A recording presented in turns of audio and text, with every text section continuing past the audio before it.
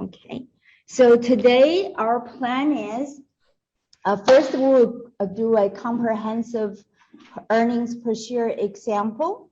That's first. And then we will, as I said, for each chapter, I pick a theme to review. So we'll review for chapter 18, income taxes. And the review topic is assets liability approach versus revenue expense approach. Okay, so go ahead with the comprehensive example. Okay, so this one is posted. Okay, this one is posted. So basically, like earnings per share, for basic earnings per share, there are two problems to solve. One is the numerator to determine the earnings belong to common shareholders. For the denominator, that's the weighted average number of shares outstanding. We need to consider the new issuance, the repurchase, and the stock split or large stock dividends. For diluted earnings per share, when there is a complex capital structure, we need to analyze potentially diluted securities. Two types of potentially diluted securities, convertibles and the options and warrants. So for convertibles, we use if converted method. And for options and warrants, the only type we look at is the call option that's sold by the company. So we will use treasury method. And we need to be concerned about potential anti-dilutive situations. So that's pretty much the old situation we need to deal with. So the first part of this is about the denominator. So we need to just compute weighted average shares outstanding. And so this company has a new issuance during the period, have purchased its own common shares, and have stock split. So all three situations, right? So, okay. So I just use this table, like the same one you can use for assignments that lay out all the information. So at the beginning of the year, that is from January 1st, that start out, no change until February 1st. So we'll go January 1st to January 31st. So that's only 1 month. Okay, the number of shares outstanding is 570,000 shares. And we'll worry, I keep this column restatement here, but we'll worry about it when we come to that. So at this point, it's one of the 12 months. Okay, so that's how long, that's the level of shares that was at. And then on February 1st, there is a issuance of 180,000 shares. So that will bring the number of shares outstanding up to 750,000 shares. Okay, and stay that way until March 1st. So that's like a 1 month as well. So it's a February 1st to February, that's the 28th. Yeah, we have better chance to be right there. Doesn't matter, it's just 1 month, right? So that's also 1 month. And then what happened on March 1st? Repurchase 250 shares. Okay, so the shares will reduce to 500,000 shares. And then stay like that until June 1st. So that's March, April, May, 3 months. So it's March 1st to May.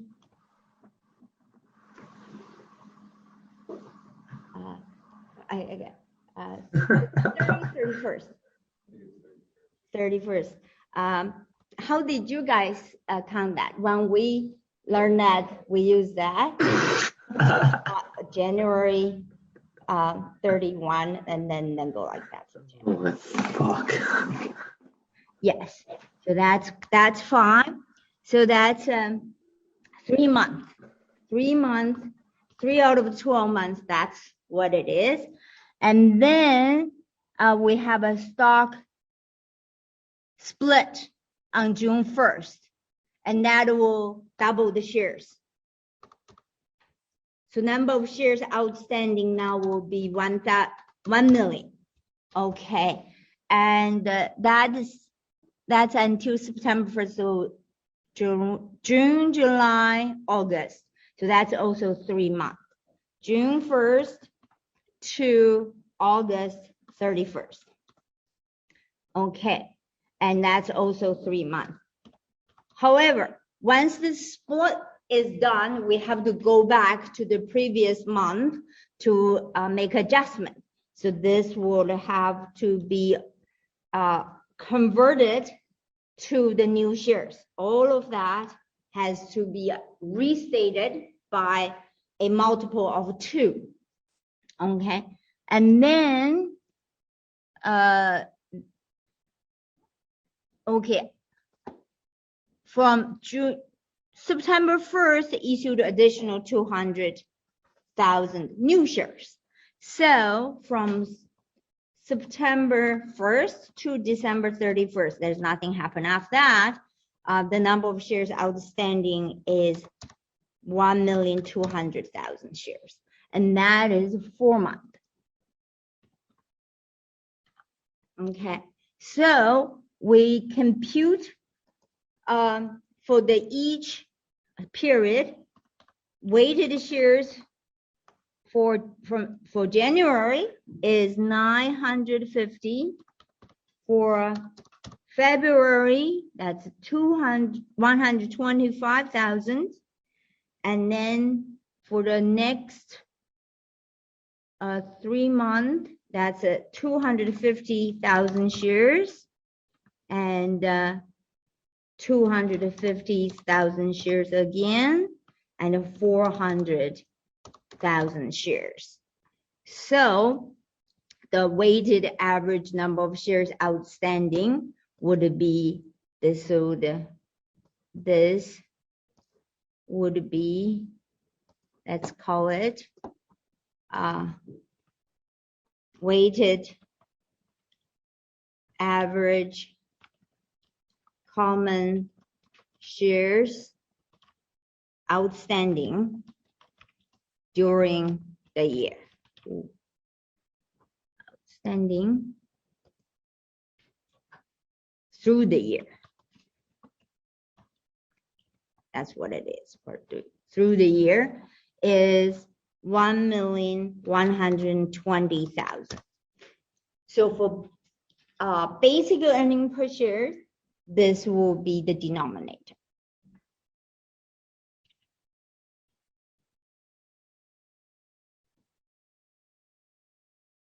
So we covered all situations. Yes. How did you get the restatement figure? We restatement the figure. Which part? Like this? Yeah. Okay. So that's the 2-for-1 split. So it doesn't have to be 2. Well, we use 2 because it's 2-for-1 split. Yeah. The stock split is the only thing we do retroactively adjustment. Nothing else we need to do that, because a split can't change the unit of counting, right? The old, new, or the before split shares and after split shares are not equivalent. They're not same thing. Okay. All right. So we had the denominator. Now we look at the numerator. So we have 4 different situations for us to consider, right? In addition to the aforementioned common shares, Dingo also have $1 million of $5, $100 par preferred shares outstanding for the entire year. And the for this year, the net income is $5,250,000. So about the description of preferred shares. So it is a bit of can be messy, depend on if you look at the Canadian company reporting under IFRS, often Canadian company, this is less to do with accounting, but more the security regulation, is Canadian shares tend not to have par value now. You may see par value, but more likely it was issued before the change. So it's like a remnant from the past, right? So if you look at the Canadian company, they give you $1, that's dividends. That's not par value, and that's not issue price, okay? Sometimes they give you extra information. Sometimes they're parsimonious. They just tell you minimum what you need to know, what they have to tell. So they have to tell you the dividend. So if it's $1, it's like, say if just $5, that's dividend. I think that's the way that information is given in the assignment. So it's a dividend. If you have U.S. Financial statement, they have par value, and then their dividends is often given in a percentage. So applied the percentage to the par value, that's how you determine the amount of dividend. So obviously without par value, percentage is not very, it doesn't work, right? So just be aware of this situation. Not only in US, not only they give you par value on the balance sheet, right? Like the common shares, preferred shares, they're into two different accounts. So one item is a common share par value, but we all know that stocks often are issued way more for the par value, right? So the difference, they go to the second line item called the additional paid-in capital. Okay, so so that's why. So if you want to know on average how much each share were issued for, you add two together, divided by the number of shares issued and outstanding. So that's how you do it. Now, there's no such thing in Canada because everything, there's no par value. So all proceeds from issued shares will go into one line item. So you just, that's that. Okay, so we have that. And then we have these four different situations, just because sometimes preferred shares can be cumulative, sometimes it can be non-cumulative. We deal with those situations. And also sometimes company can issue dividends as it's prescribed. Sometimes they skip preferred dividends, skip dividends altogether, and then they will become, do you have dividends in arrears or not? And sometimes if you have dividend in arrears, they will go back to pay previous year's dividends. So like all the situation we'll put here. So the first, assume preferred share are non-cumulative, and the Dingo declared and paid preferred dividends as well as 50 cents per share common dividends. Okay, now, yes, calculate basic earning per share, use the weighted average number of shares determined before. The second situation is preferred shares are non-cumulative, but there's no dividends paid. Okay. The third situation is preferred shares cumulative and have 2 years dividends in arrears, and Dingo declared and paid both the current preferred dividends and dividends in arrears as well as common dividend. The fourth situation is preferred shares are cumulative and have 2 years dividends in arrears, but Dingo did not declare and pay any dividends. So hopefully they covered all the situations, right? Now, so let's look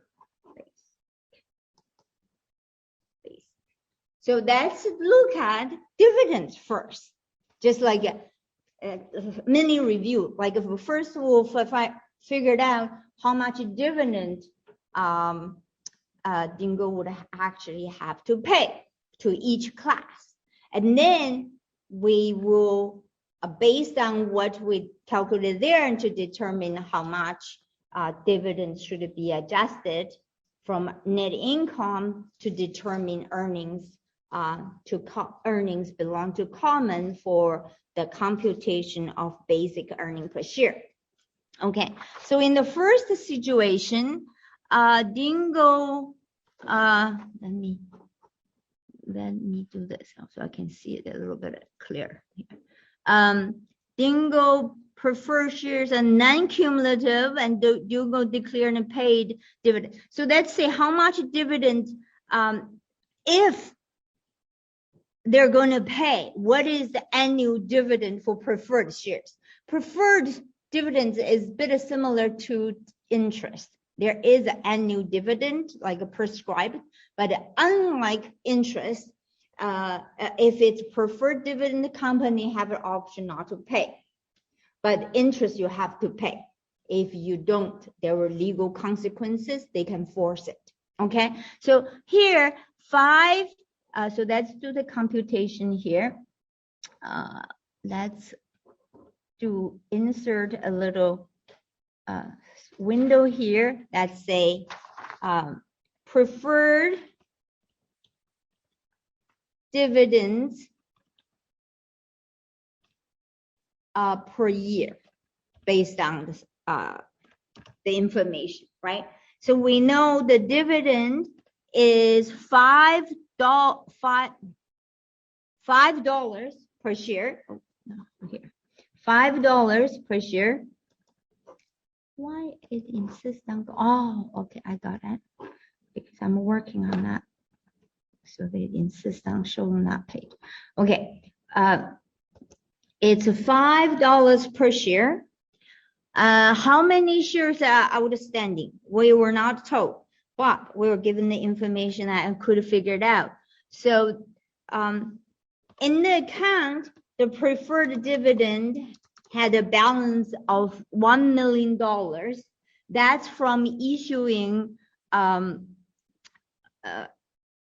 the preferred shares at $100 per share. So that means 10,000 preferred shares were out there. And then so the preferred dividend must be 50,000. Okay, so that's 50,000.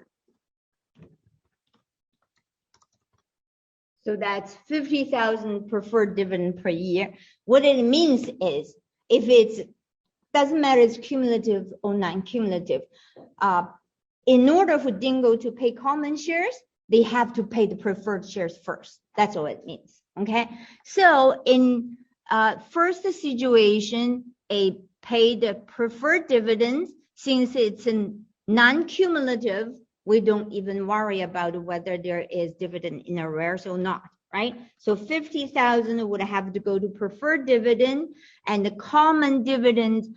Okay, so we computed a weighted average shares outstanding. Okay, but for dividends, you do not use weighted average shares outstanding. What do you use?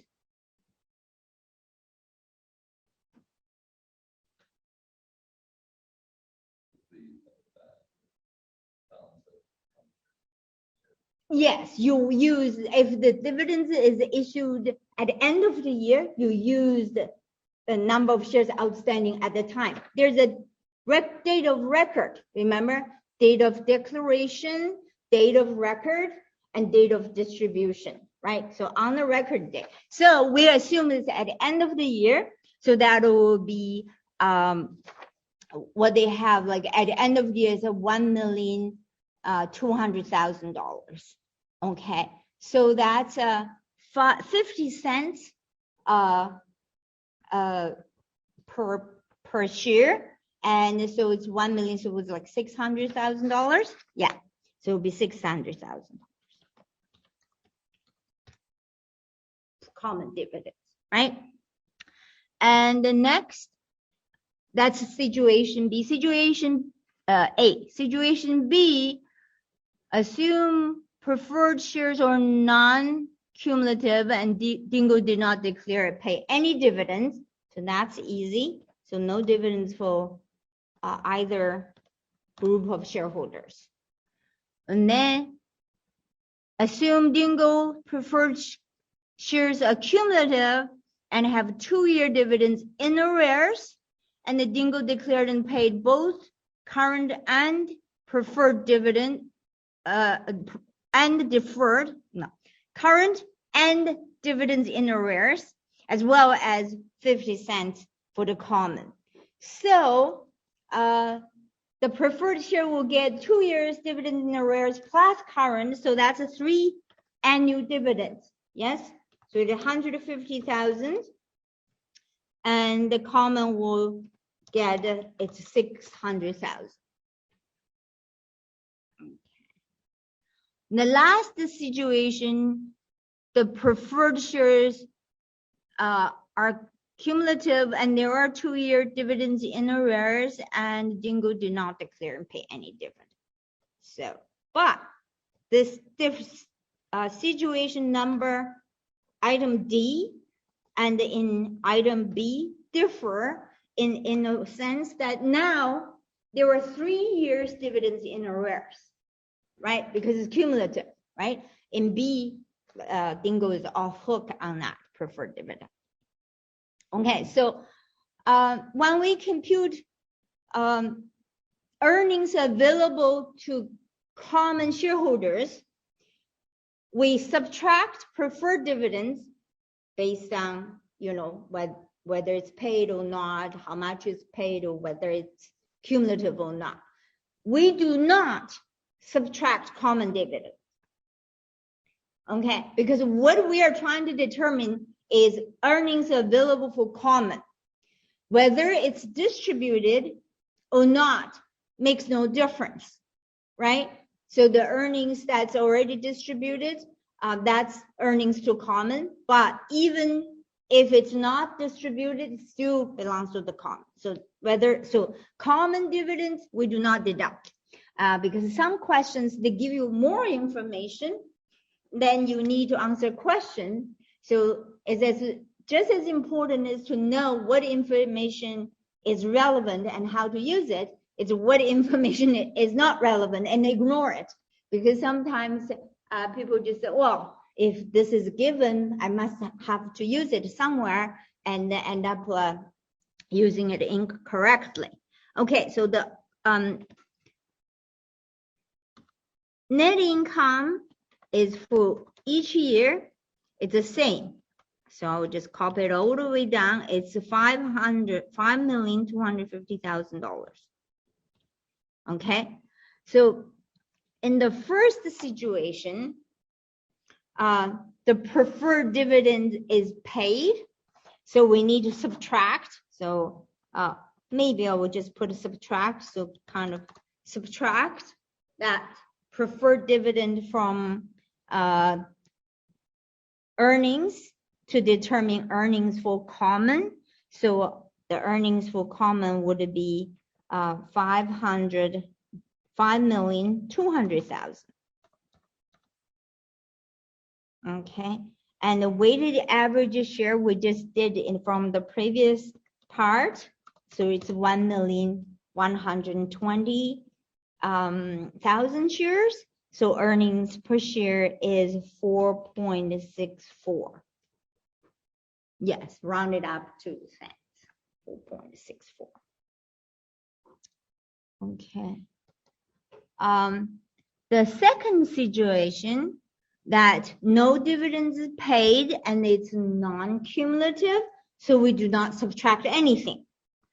We do not subtract anything. So all 5,250,000 belongs to the common and divided by the weighted average shares outstanding. Now it's $6.69.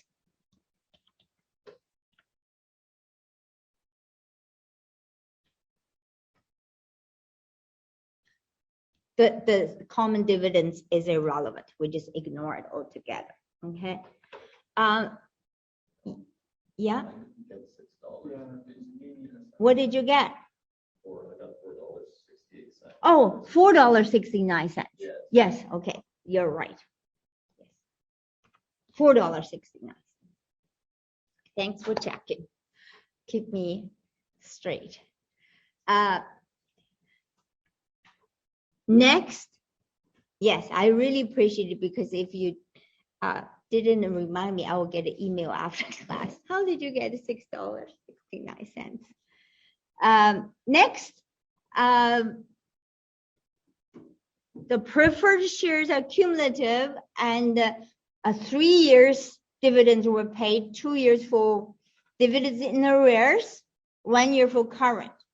So that's dividends paid is 150, but we only need to subtract 50,000 because it's cumulative.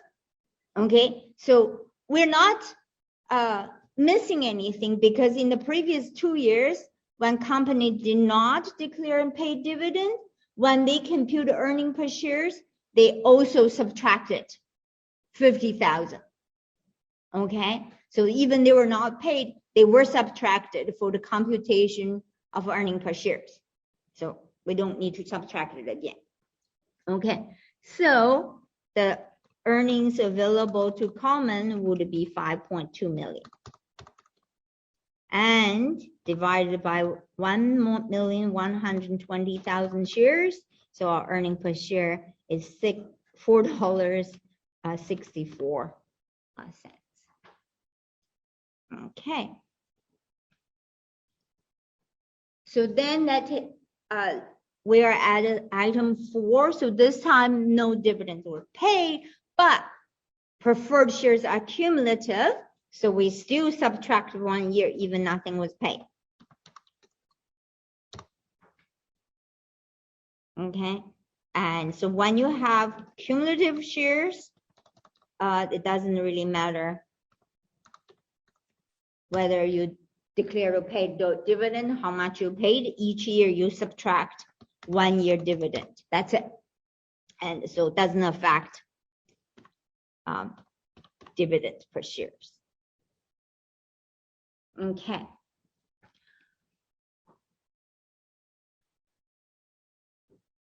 Okay. Questions? Good. So that's Yeah, I've got a question from the chat. Oh, yes. Okay. Let's see. Could we just possibly go back, not to keep everybody else's understanding, but could we just go back to the denominator? Denominator? Yeah. So yeah, the first one. So slide number 3. Okay. Is this the slide? Yes. So assume that they would have issued shares between November, December, around there. November, September? Yeah, after September, let's assume that they would have issued more shares. And the shares would have been split between common and preferred, with them showing us what the ending balance is. Oh, you're talking about the assignment. Yeah, something similar to the assignment. Yeah. Yeah. Okay, you just ignore that ending balance. I think you just ignore that ending balance. You don't need it. And I think it's wrong. Just ignore it. Okay, so then exactly how would we treat the part where it has the issuance of shares that's supposed to be split between the common? Are we only taking what would have been issued to the common to determine the weighted for that period?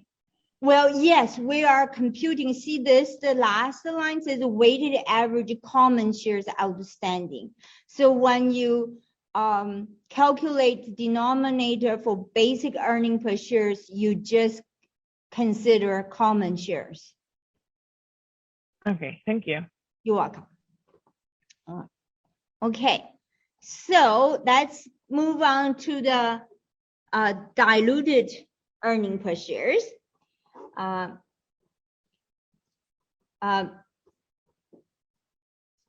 Make it a little loud. So assume Dingo's preferred shares are cumulative because we did so many different situations, and so we have to pick one. We pick the basic earning per share being 4.64 as our starting point for this part, right? So if the preferred shares are cumulative, then it's a 4.641. That is our basic earning per share. So that's our starting point. And not only that, it's also convertible. Each preferred shares is convertible to 2 common shares. In addition, Dingo issued 1 million of 8% 10-year annual interest convertible bonds at par on June 30th, 2017. So in the middle of the month, they also have convertible bonds. Each $100,000 bond is convertible into 20 common shares, and Dingo's tax rate is 25%. So that is relevant to compute after-tax interest. Also, Dingo has 100,000 option outstanding throughout the year. The option exercise price was $40, and the average price of Dingo stock during 2017 was $50. So for application of if converted, treasury method, these options are in the money. So calculate diluted earning per share for the year ended December 31st, 2017. Okay, so we follow the steps we summarized at the end of the last class to compute diluted earning per share. If we want to reach this maximally diluted earning per share, we need to do it systematically. First, we calculate the basic earning per share. We already did it. And secondly, we need to compute the incremental earning per share for each potentially dilutive securities. And then we rank them. And then we started incorporating into these potential diluted securities into the calculation of diluted earning per share, one at a time in its order by the rank we just ranked. And if after including one, the diluted earnings per share go down, we keep going. And then when we reach the point after we included one, the potentially diluted security, the diluted earning per share went up, we stop. So that one is anti-dilutive, and everything ranked after that are anti-dilutive. Okay, the one that before that is the maximally diluted earning per share. It's the lowest diluted earning per share you can get. So that's how we do it, right? So that's the step. So then that's it. First, we have 3. So I use this to compute incremental earning per shares. Now you can use these as like to lay out your answer for your assignment if you like, so you can organize the information. So the first one they mentioned here is convertible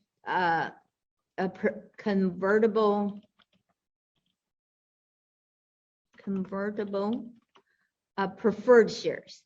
Okay.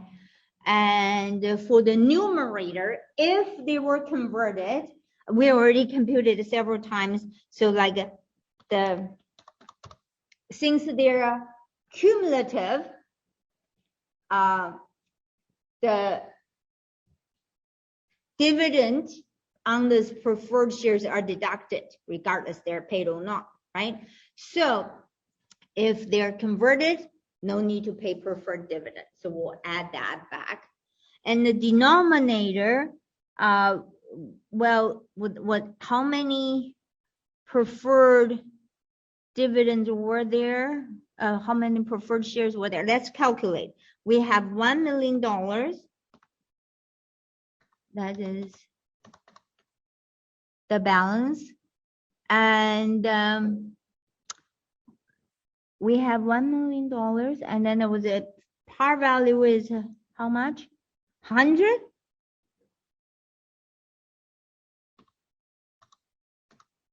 Okay, that's $100. So we have 10,000 shares. I don't know. And each one is convertible to 2 common shares. Okay, so we'll multiply by 2. Multiply by 2. And so incremental, the denominator would be 20,000?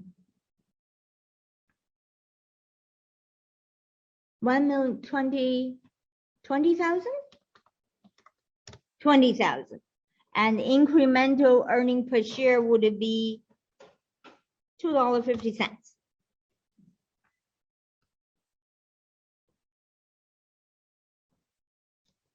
Okay.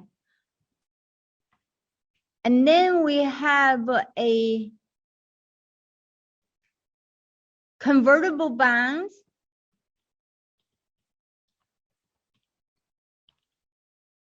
Okay.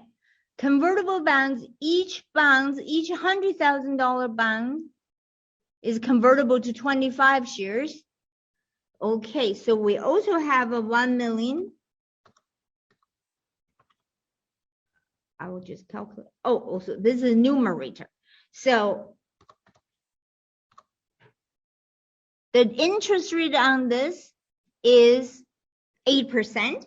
So the interest is $80,000, and adjust for income tax rate. So we'll, 1 minus 25%. So the also these bonds were issued on June 30th. So they were only outstanding for half year. So the 6 out of 12 years. Not 16. And so therefore, the after tax interest,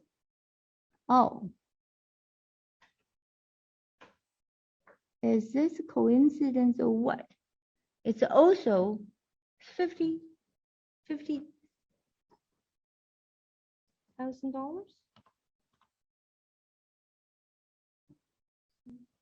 I got 30,000. 30,000? Okay.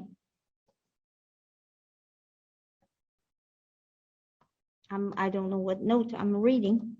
Yes, 30,000. Yes, I'm reading the wrong part of my note. Okay, so 30,000. You have a question? Yes, how did you manage to get the 20,000?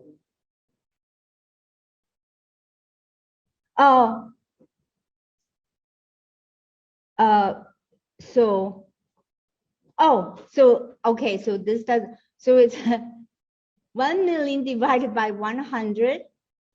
So it's kind of a, yeah, that will look better. So that 0 get to push to the next line. So it looks like a divided by 10. So 1 million divided by 100. So that's 10,000. And that's 10,000 preferred shares. If converted, each preferred shares will be converted into 2 shares. Okay. So therefore, so that's about numerator impact on convertible bond, 30,000 after tax interest. And then the denominator. Denominator, again, each bond is convertible into, what did it say? Each bond is convertible into 25 common shares. So we have 1 million bonds, $1 million divided by the par value of 1,000. So we have 1,000 bonds, and each bond is convertible into 25 common shares. So the number of common shares to be issued is 25,000.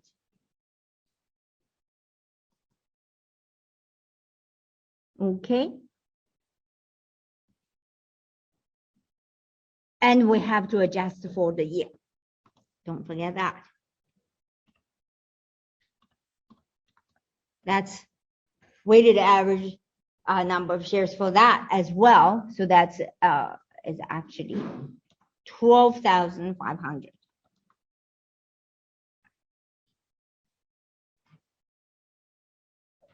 So the incremental earning per share for convertible bonds is $2.40.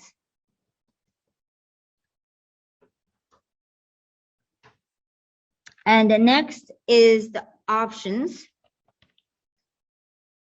Okay. The options, they have a 100,000 option outstanding. Now didn't say anything, so we have to assume that each option will be issued to purchase one share. Okay, so therefore the share, I'm just do all my calculation in this little window. There will be no impact on the numerator. We use treasury stock method, so the proceeds received is not earnings first, and secondly will be spent to purchase as many shares as possible, the two, right? So when the options are converted, the shares issued will be 100,000 shares. Assume each option is for one share. And then, so I'll do all the calculation here. So that's the shares issued. We're going to subtract the shares purchased back. How many shares we can purchase back? Okay. The proceeds from issuing shares is $40 for each option. And use that proceeds to purchase $40, not the 40,000. $40 per share, 100,000 shares issued. Use that to purchase at the market price, average market price, that's $50 per share. And so that actually give us what's the number of shares?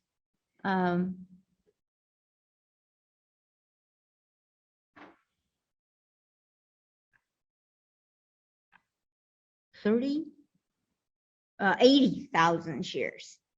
Okay, so yeah, you can purchase 80,000 shares back.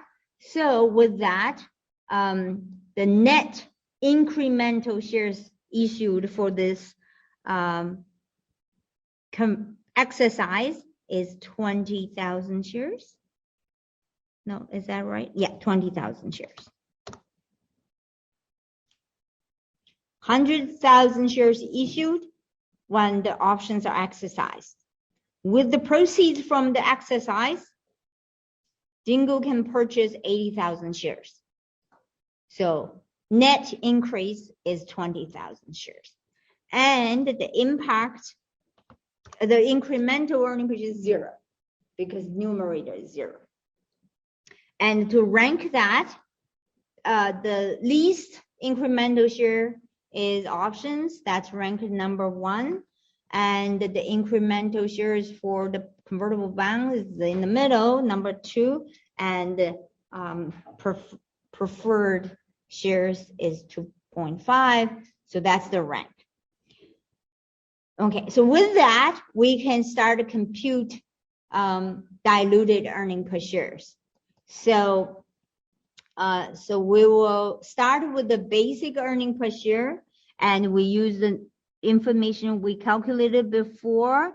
One preferred dividends is but when preferred shares are cumulative, the earnings available to common shares of $5,200,000, and the denominator we calculate is 1,120,000 shares. So this will be not incremental shares, it will be diluted earnings per share. diluted earning per share. At that time, it's not diluted earning per share, so I should just use the earning per share. Stop with all that. So that is 4.64. Okay, so I'm just taking that. Do that. Okay, security. Now we add in options.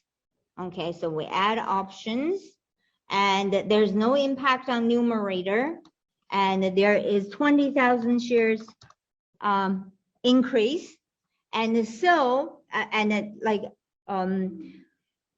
I'm not going to show it here because it's confusing to put too many information here. So I'll just leave this. This line give you the incremental shares. We already did, right?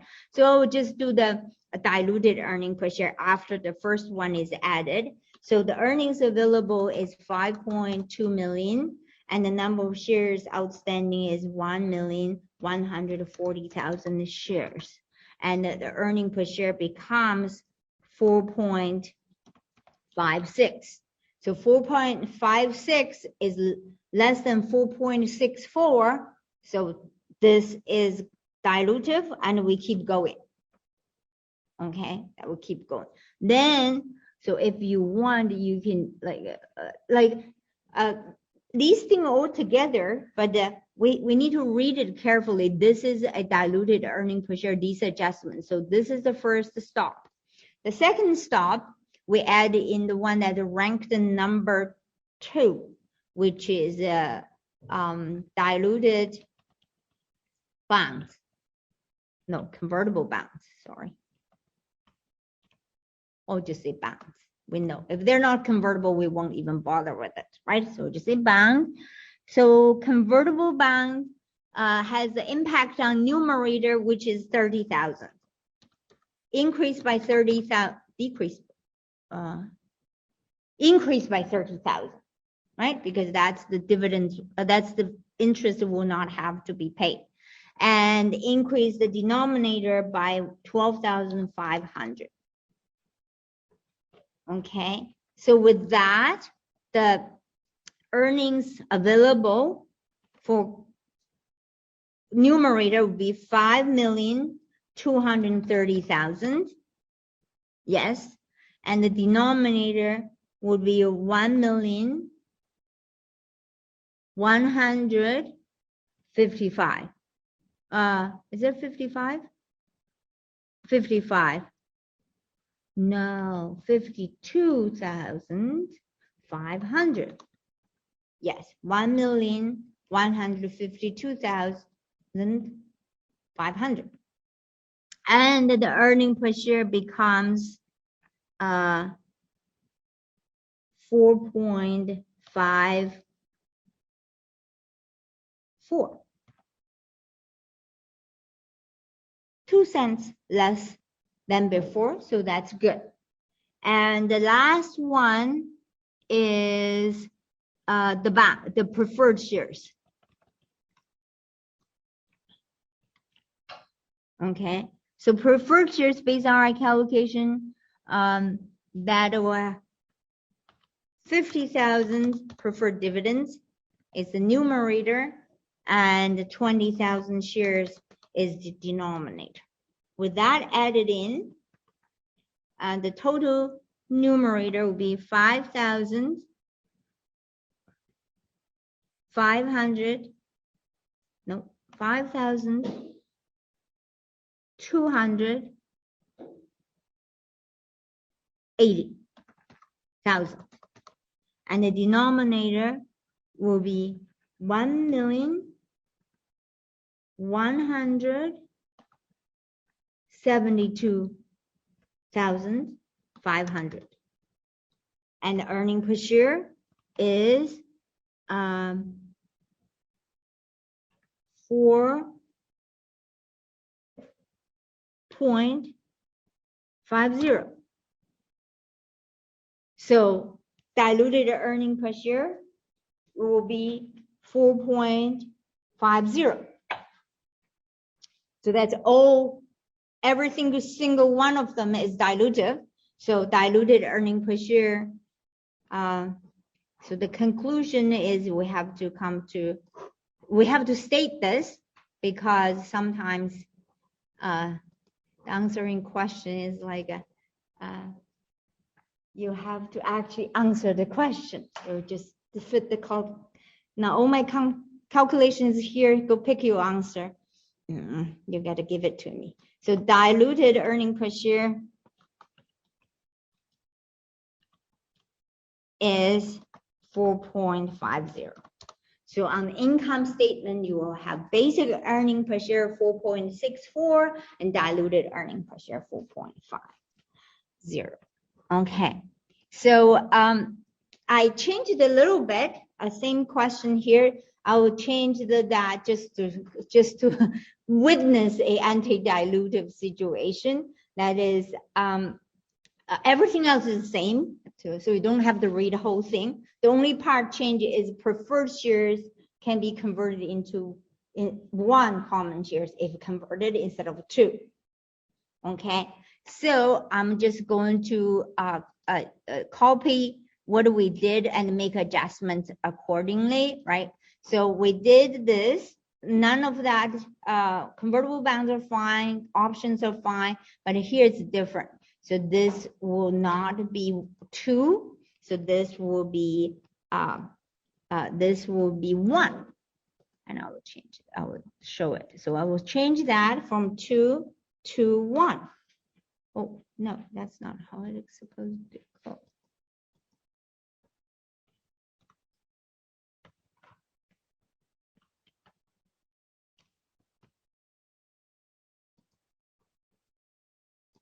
Okay, and so therefore, number of share outstanding instead of 20,000, it will be 10,000. So we'll change that into 10,000.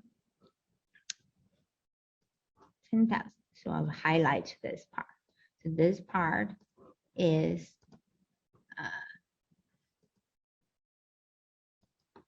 okay, that part changed and that part changed. I want to change the whole thing, just stop.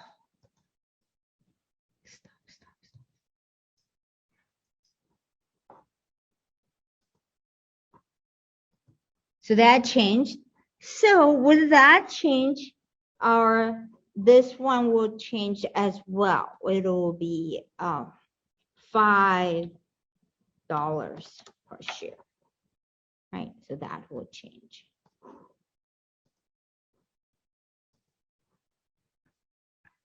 Still ranked number 3, but it's different. Okay. Next, I will change that this calculation diluted per share. So the first bit is that this is the part we need to change here, right? So this is the part we need to change here. So I'm just going to change this part.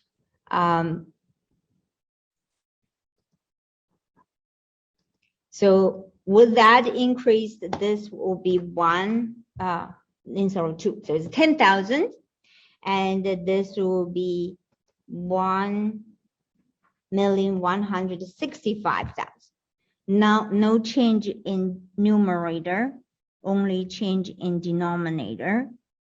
And then the earning per share here will become, I don't trust it, but I think it's 5.56.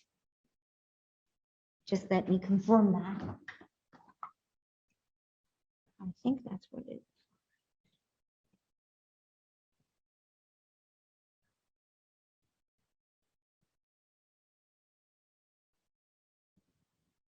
Yes. Let me see. 5, 2, 6. Yeah. Wait a second.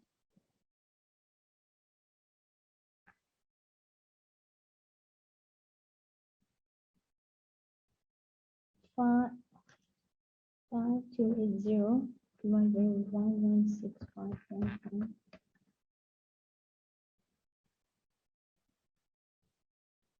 Something is 1 point.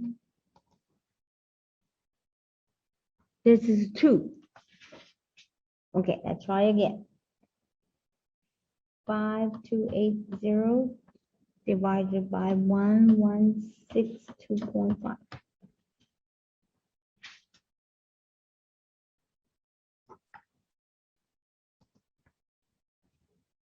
It's still 5.54. Is it still 5.4? Oh, okay, still 5. Okay, so it's not anti-diluted. It's still not anti-diluted, but it's no longer decreasing.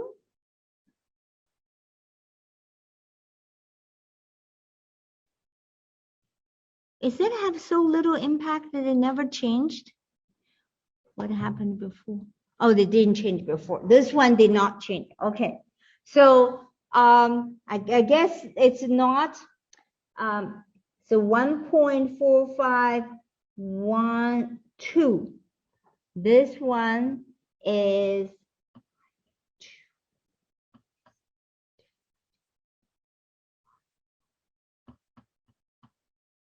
a 4.538. So there is a slight change, but it's so small. If you round it up, it doesn't show. So diluted earning per share should be this one.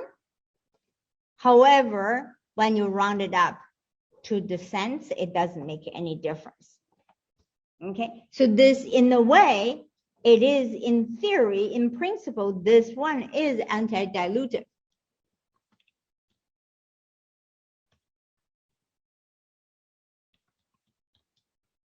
Okay, so that's just for the sake of making the point. So that should be the basic earning per share. Now, this question, let me just go back to say a little bit. This question, right, is kind of just purely for exercise. Like, you don't need to do this. You can see it because basic earning per share is 4.64. And the incremental shares for this one is 5. So you don't need to do this to know that it's anti-dilutive. Okay, this is just confirmation. But it is possible the incremental share is less than basic earning per share, but it's still anti-dilutive. Because in this process, when you included more dilutive potential shares, your benchmark moved down, right? As you include options and other more diluted one, what you compare to will go down. And so that is the benchmark. You will go down. It will have some kind of like a curve like this. And so when it moves down, whether it's dilutive or not, will not be whether it's more or less than basic earning per shares, but it's already dilutive earning per share. So that's why this process is foolproof. Okay, so when the situation is not so obvious, you will be sure you will get the right solution. Okay, any questions? This is pretty exhaustive, comprehensive. We cover all the issues we need to know about this in this chapter. Okay, so we have a little time left, so we will start on this review. Okay.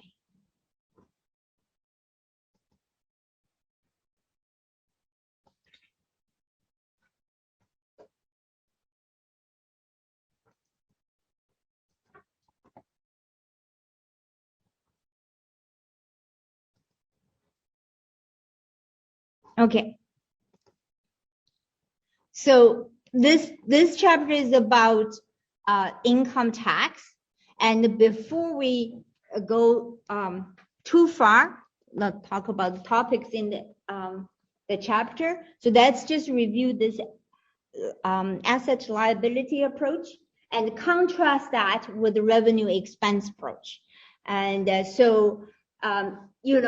we know when at the year end, when we prepare adjusting entry, whatever you adjust for income statement account will affect balance sheet, right? So they are connected. And a lot of times it's no problem. You can measure, when you measure one properly, make adjustment, the other one is properly measured. But sometimes that situation is not true. Okay, one of the example you may be able to see it very clearly. Did you guys talk about the LIFO, FIFO inventory? Yeah, you talk about LIFO, FIFO inventory, and LIFO, FIFO give you different cost of goods sold and ending inventory if there's inflation or deflation, right? And so because the cost of your inventory changes, so at the end of an accounting period, if you use LIFO, your cost of goods sold will have more recent costs, will be more accurate. But if you do that, your inventory will carry very old costs, okay? If you use FIFO, first in, first out, then your inventory will be more up to date because of the newest one left on the balance sheet, right? But your cost of goods sold will be more out of date because it will have older costs in that, right? So that's another example here. You can't make both happy. You can't have the perfect income statement that reflect more relevant information and the balance sheet. Because if you make one more recent, the other one will be more out of date. Does that make sense? So that's a dilemma. Now, what do we do? This is a kind of like a philosophical situation, which financial statement is more important. And the people change mind. Know this, before 20th century, like before like the Great Depression and things like that, the stock market crash and that, financial reporting is different. So for the when double entry accounting was invented 550 years ago, and it was invented by a priest, and their goal is a Catholic priest, and the Catholic Church was the richest institution then. And so the purpose is just keep track of their treasures, their wealth. And so there's only balance sheet. The income statement was not important. All they know is like, oh, the gold and this and that, you know, like where they are, and make sure they're be taken care of, like what do you call it? The stewardship was the thing. But with the birth of the corporation, the separation of the ownership and the management, okay, the management become the insiders, but they don't own the company. The owners, the shareholders, they are the owners, but they are the outsiders. So they need information to know, like to assess their investment, assess performance of the management, so on and so forth. So they need more timely information. They need you need to know how you performed this, like recently. So that income statement becomes one new statement and becomes very important. So for about half century, maybe even more, income statement was very important. So when we come to the situation, you can't measure both correctly. The focus will be measuring revenue earned and using the matching principle to measure to report all the expenses incurred to earn it, so net income. As a result of that, whatever adjustment you need to make, you know, balance sheet will be affected. Whether balance sheet is good or not, that's a lesser concern. However, that has changed.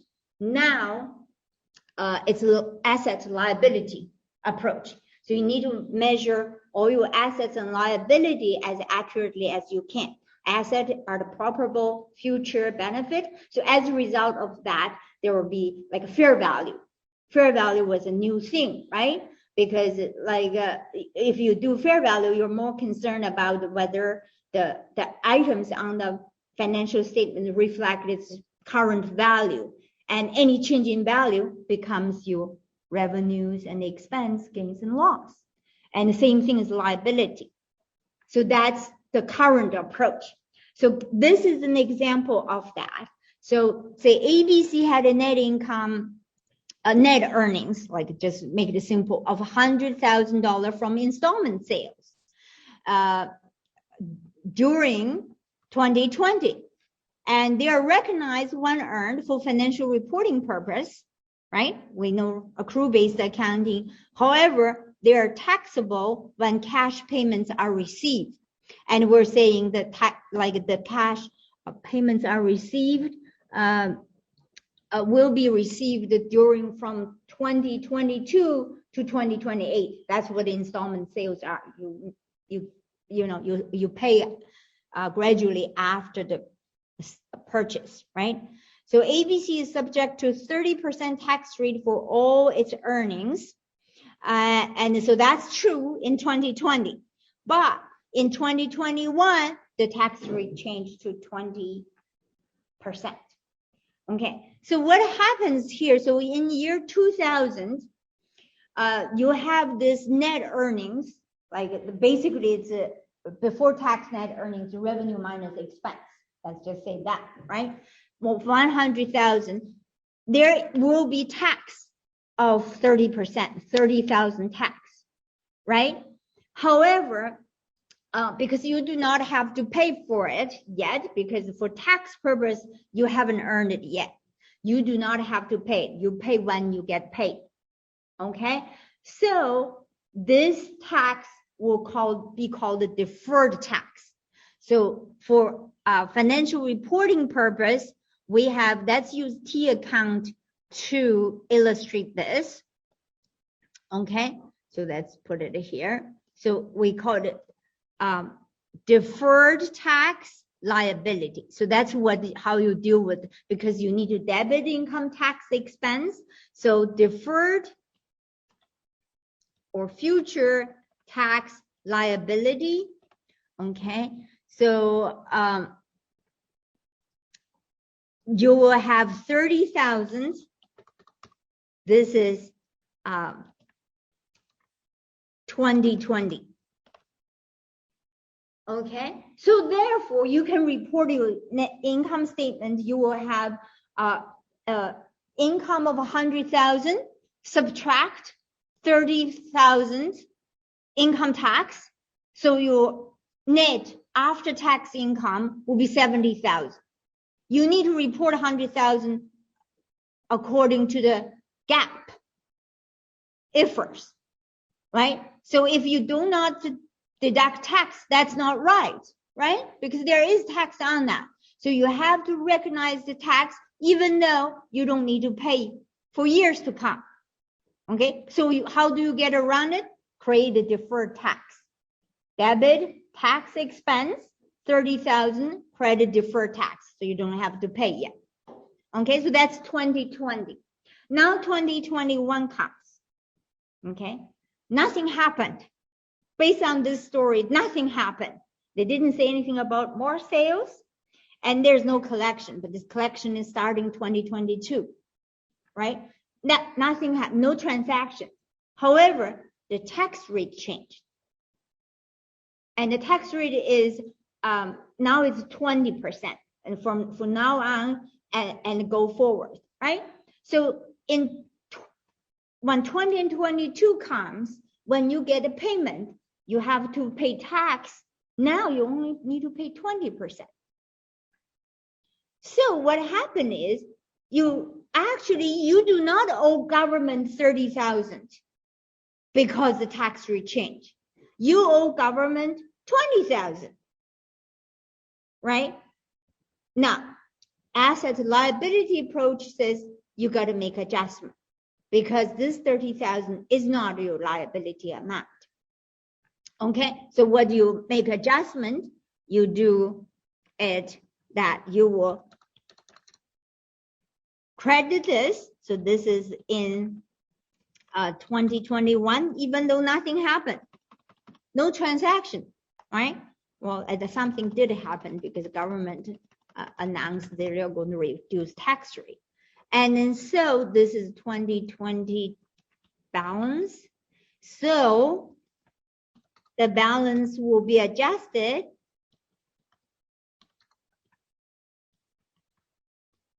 to 20,000. Okay, so this is very good for the balance sheets, right? That's a reasonable thing to do when all the information indicates that the tax we will have to pay when the installment payments are received is 30,000. We recognize 30,000 as liability. Now the government reduced the tax rate.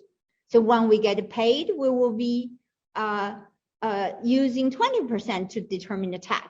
So when all these payments are received, we will pay 20,000 income tax. That's our liability. So I make an adjustment. Okay, but look at the income statement. You have to agree it's a bit weird, right? So the first year we have revenue, like before tax income 100,000, tax 30,000, and net after tax income 70,000. Nothing happened in 2021. Now I have to record 10,000 after tax income because you will debit deferred tax liability and you credit tax benefit, right? But that's kind of weird. You didn't do anything to earn that in 2021.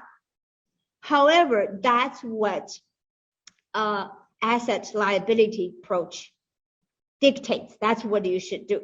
Now, what would happen if you use revenue expense approach? Well, you do the same thing for 2020 because that you don't know what you don't know. You can't do it, you know? In 2021, you will do nothing, right? Because you didn't earn any revenue. You didn't, so nothing to match that. And so you carry your liability at 30,000. And think what happened after that. Each time when you collect an amount, you will pay tax at 20%. So by the end of 2028, you will have to collect the entire 100,000, pay all the tax on it, which is 20,000. And then you will leave 10,000 on your balance sheet. No way to getting it off. Right? No way to getting it off. Well, without violating like a matching principle. Right? And that's the situation actually. One of the reasons justified for this switch income tax is the thing, because the tax rate has come down over the years. And it's like a part of the tax planning, which you're talking about tax, is to minimize tax to pay within the define of the laws. That's fine. That's okay. That's how government use tax policies to influence the corporate behavior, right? So you are supposed to respond to with the tax regulations to minimize your tax. That's fine. So lots of companies would have deferred tax liability. And when tax rate decreases, and so the deferred tax liability will decrease. But when you use revenue expense approach, you don't do that. You just leave it. So over the years, lots of companies will carry quite a bit of deferred tax liability, which they never have to pay. Well, that's not a very good balance sheet, isn't it? Right. So anyways, I'm going to stop here. So that's a quick review of revenue expense approach. Okay. Okay, see you guys on Thursday.